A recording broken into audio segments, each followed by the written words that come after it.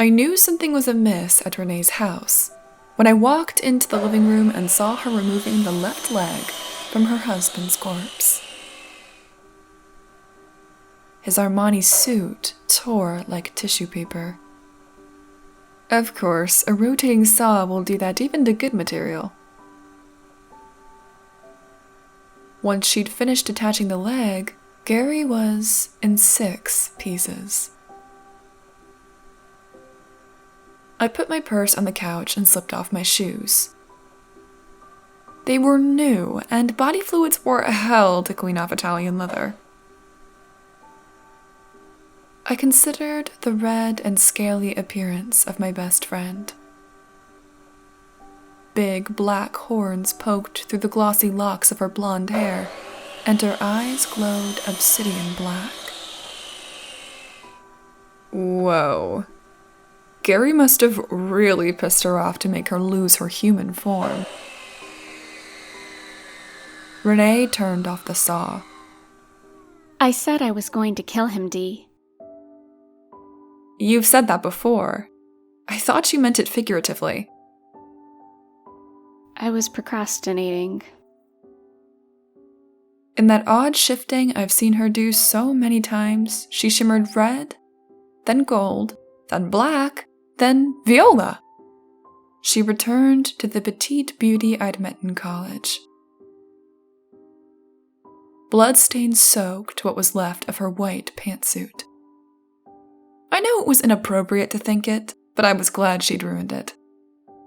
I've always envied that outfit. Renee had a cover model flat stomach and bikini-perfect hips. No woman should be able to wear white and look good. When she turned into a demon, her clothing shredded. I've told her 1,000,000 times that she shouldn't wear Versace if she woke up in a bad mood. Renee in a bad mood was like dealing with a 3-year-old in a temper tantrum. If the toddler had otherworldly powers and a taste for death. I looked at the mess. I suppose this means lunch is off. It took forever to get those reservations, you know. I'm sorry, soothed Renee. I'll make it up to you. Don't think for a second I'm going to use that saw. I showed her my hands. I just got my nails done, and you know how hard it is to book with Monique. Renee squinted at my fingernails. They're lovely. Are those tulips on the pinky nails? I grinned. Silly, isn't it? Not at all. Here. She handed me a severed arm. The garbage bags are near the fireplace. Ew! I tossed the jagged limb into a bag. It was like heaving a cold piece of meat. We should burn the body or sink it in the deepest part of the ocean. Maybe both. I looked at poor dead Gary. He reminded me of a wooden puppet that had yet to be put together. You have blood all over the living room. I'll have to burn down the house, too. It does seem like the best way. I looked at Gary's decapitated head and studied the jagged crack between his eyes. Renee's favorite death tool. Direct blast to the skull. What exactly did he do? He went to see her again. I rolled my eyes. Here we go. Renee, who had a demon name I couldn't pronounce, was sort of like a succubus. She explained it to me once, how it all worked. During that lecture about her particular demon kind, she'd said she had the ability to attract any male she wanted. The purpose was to mate with men so that she could have little demon babies. In all the years I've known her, she's never gotten pregnant. I suspected she liked the sex, and I think, like most females, she wanted a long-term relationship with a decent guy. So, the upside was that Renee brought unbelievable sexual ecstasy to her partners, and the downside was that she was insanely jealous. What she possessed, no other woman would have. Period. Do you have proof this time? I grabbed Gary's other arm by the sleeve and slung it into the garbage bag. I've helped Renee clean up her messes before, but this ickfest really took the prize. All you know is that he was meeting some woman named Deborah. Jewelry was involved, said Renee. Like most demons, Renee had a thing for sparklies. Her jewelry collection rivaled the Queen of England's, and she took her trinkets, particularly those with diamonds, very seriously. It's such a shame. Today was your 1-year anniversary, I said, debating whether or not I had the courage to pick up Gary's head with my hands. Wasn't he taking you to Tambellini's? Yes. A note of regret tinged the word. It's too bad we have to leave the country. We could have dined there tonight. That's 2 reservations gone to waste. I picked up the fireplace poker and used it to roll Gary's head around. Spearing his eye was too gross to contemplate, and shoving the poker up his neck like a fleshy popsicle had no appeal either. I can't get his knee to bend enough to fit in the sack. Renee attempted to fold the limb in half. She sighed. I need to use the saw again. Why don't you just... I wiggled my fingers in zapping motions. And get rid of the body. I used up too much energy on the kill. I shouldn't have wasted it. I think Gary would have died of a heart attack anyway. You should have seen his face after I changed. She picked up the machine, but before she hit the on button, the doorbell rang. We froze and stared at each other. The gardener? She shook her head. All the staff is off today. The doorbell rang again. I'll answer it. I dropped the poker, checked my clothing for blood, found none, and tiptoed over the carpet until I got to the marble floor of the foyer. I took a deep breath, plastered my "there's not a dead man in here" smile on my face, and opened the door. Ms. Rivers? Yes? Delivery for you.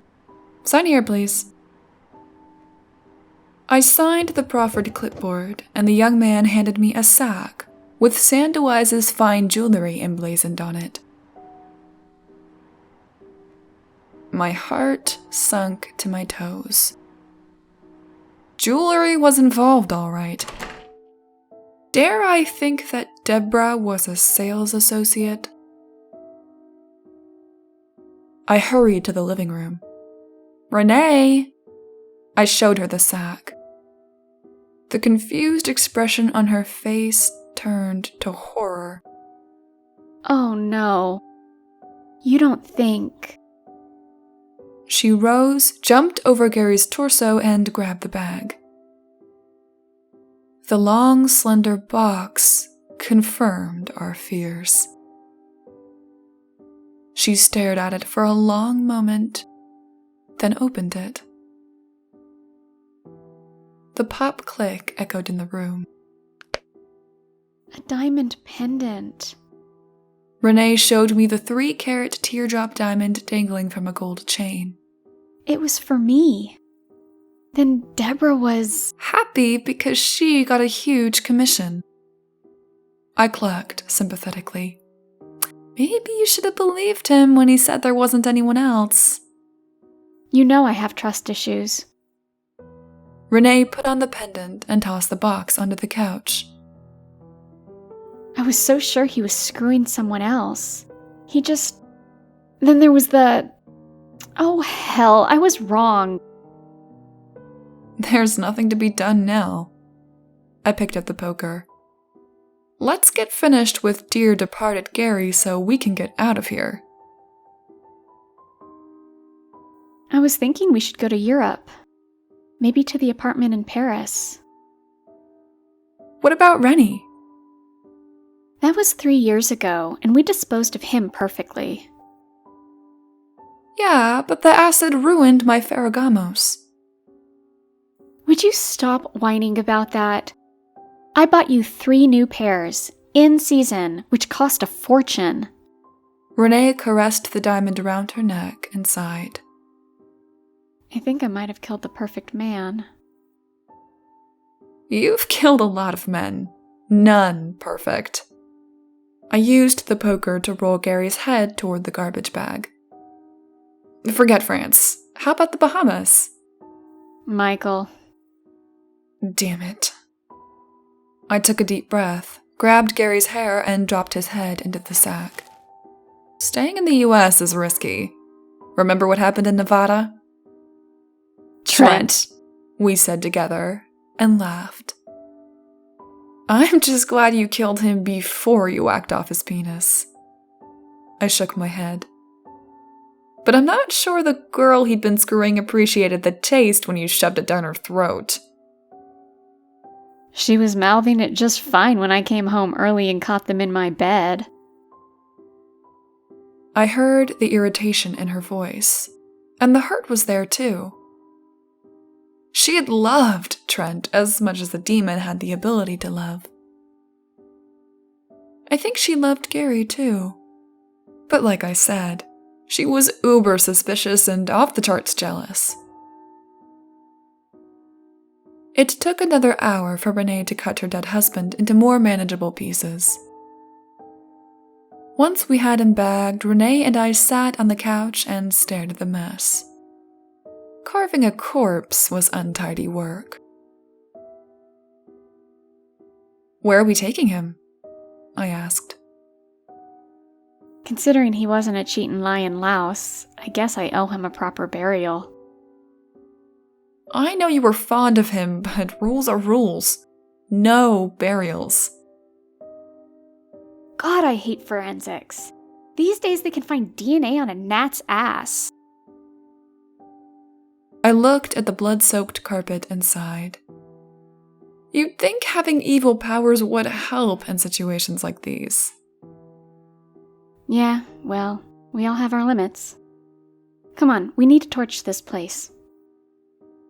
Renee rose from the couch. I found an exotic pet store a few weeks ago. They sell piranha. I grinned. Those little devils love fresh meat. Sure do. There's plenty of gasoline in the garage, but first I need to get my jewelry. See what I mean? She loves jewelry and still has every piece given to her, including the class ring she liberated from my jerk-off college boyfriend. Renee and I met our junior year of college. I didn't know it at the time, but she'd only enrolled in at the university to find sexual partners and do the begatting thing. Turned out she liked school and decided to go for a degree. When my boyfriend started knocking me around, Renee took it personally. The night I decided to break up with the prick was the night he tried to kill me. Instead of saying, "Okay, D, let's call it quits," he attacked me and strangled me and left me for dead. So, Renee sliced off his face and hands with a cheese grater, then strangled him with a piano wire. She dumped his sorry ass into Lake Erie, where he's probably still floating around. She could have fried him in nothing flat, but she wanted him to suffer, like I had suffered. After I'd recovered from his brutality, 3 long weeks in the hospital, Renee told me what she'd done and revealed her terrifying secret. When she morphed into a demon, I freaked out. I mean, what would you do if a dainty girl turned into a red version of the Hulk, complete with scales, tail, horns, and black eyes? On the other hand, the cool factor was very high. How many people can boast they hang out with a demon? None, according to Renee. Demons didn't hang out together. They liked fighting and killing each other, and when they weren't doing that, they were figuring out ways to fight and kill humans. Yeah, maybe it was weird for a human to befriend a demon, but Renee and I had managed just fine. We dragged the Gary-filled bags to my Range Rover and shoved them into the back. Then I got the gasoline cans and drenched the living room. Renee flung a lit match onto the carpet, and we hurried out, scrambling into the Rover. The precious jewelry box with all her treasures was safely tucked into her oversized purse. We've never been to Canada, she said. You hate snow. I hate everything. I'm a demon. I glanced at her hopeful, crooked smile, and caved. I hate snow too, but what the hell? I'd go anywhere, even Canada, for Renee.